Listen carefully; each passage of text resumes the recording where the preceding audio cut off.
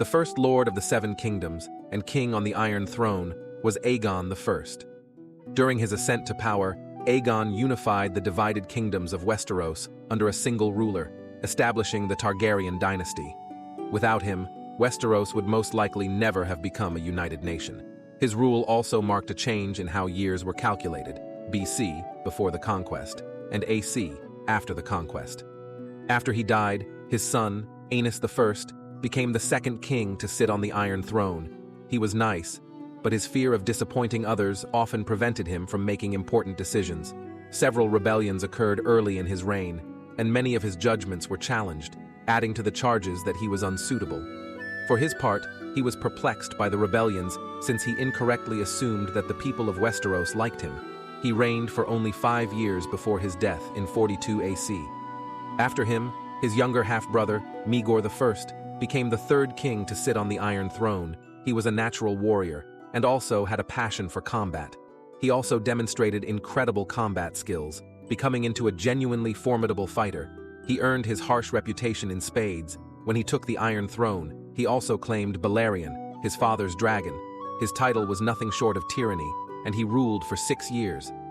After him, his nephew, Jaehaerys I, became the fourth king to sit on the Iron Throne. He was known as the Conciliator, and, in his latter years, the Old King. After ruling the Iron Throne for the longest period of time in Westeros history, he reigned with assurance and grace during his 55-year reign. He died in 103 AC. After him, his grandson, Viserys I, became the fifth king to sit on the Iron Throne. Upon his ascent, he was called as the young king to distinguish himself from his predecessor, his grandfather. He continued the wealthy peace and legacy of his grandfather, but the seeds of the civil war known as the Dance of the Dragons that would later engulf the realm were unwittingly seeded during his reign. After him, his first son, Aegon II, became the sixth king to sit on the Iron Throne. His rise was challenged by his older half-sister, Princess Rhaenyra Targaryen, who had been their father's planned heir. Aegon and Rhaenyra fought for the throne during the civil war known as the Dance of the Dragons, in which both siblings died. After him, his nephew, Aegon III, the first son of Daemon and Rhaenyra, became the seventh king to sit on the Iron Throne. He was known as Aegon the Younger, Aegon the Unhappy, the Broken King, and most memorably as Aegon the Dragonbane. He became the king after the end of the Dance of the Dragons, in which the triumphant followers of his late mother Rhaenyra Targaryen put him on the throne. After him, Daeron I succeeded his father, Aegon III, as the eighth king of Westeros. At the age of 14, he did what Aegon I, the Seven Kingdoms founder, could not. He invaded Dorne. With that, he became the first Targaryen king to conquer Dorne and unify all 7 kingdoms for the first time. Despite losing 10,000 men in capturing the peninsula, he wrote his version of events in The Conquest of Dorne. After he died in 161 AC, his younger brother, Baelor I, became the 9th king to sit on the Iron Throne. He was known for his piety. He was both a septon and a king. He ended his brother's battle with Dorne by releasing 14 Dornish hostages and forgave them for any transgression against the previous king. After personally leading the hostages back to Dorne, he reached a peaceful agreement with the Prince of Dorne. After him, his uncle, Viserys II, the son of Rhaenyra and Daemon, became the 10th king to sit on the Iron Throne. He followed the way of Jaehaerys the Wise, demonstrating to be a clever king with numerous great plans for a more secure future. His history as the hand of King Daeron I also helped him during his rule. He died of a sudden illness just 1 year into his rule. After him, his son, Aegon IV, became the 11th king to sit on the Iron Throne. He earned the label of unworthy, and he is regarded as one of the worst kings to ever sat on the Iron Throne. He was known to give away costly goods and generally wreak chaos in the kingdom. Whether on intention or not, he sired several bastards and legitimized them on his deathbed, resulting in 5 Blackfire rebellions. After him, his son, Daeon II, became the 12th king to sit on the Iron Throne. He was known as Daeron the Falseborn and Daeron the Good. He succeeded in quietly integrating Dorne with the rest of the 7 kingdoms, unifying them without violence and carrying on Daeron I's legacy. He died during the Great Spring Sickness in 209 AC. After him, his son, Aerys I, became the 13th king to sit on the Iron Throne. He turned over his responsibilities to his uncle and freshly appointed hand, Bryndon Rivers. Aerys was far more interested in studies and paid little attention to his realm, until the Second Great Spring Sickness.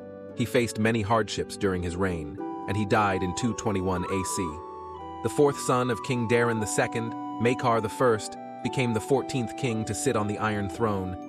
His ascent to prominence was rather convoluted because of the number of deaths that occurred within House Targaryen before to his reign.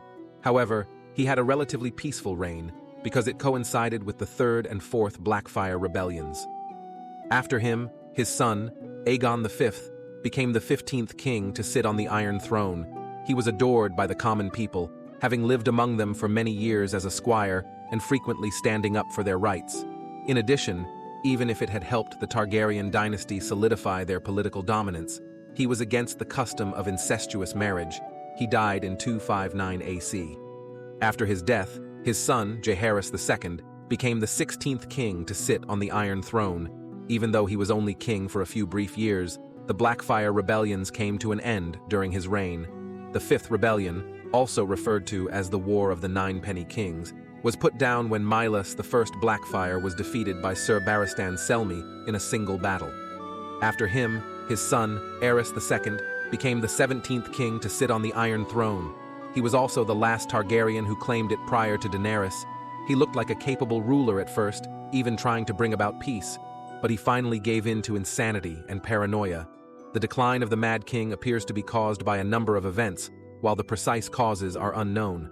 According to TV show, the Mad King's reign ended in 281 AC, whereas in the books, he ruled from 262 to 283 AC. He was killed during Robert's rebellion at the sack of King's Landing by Jaime Lannister.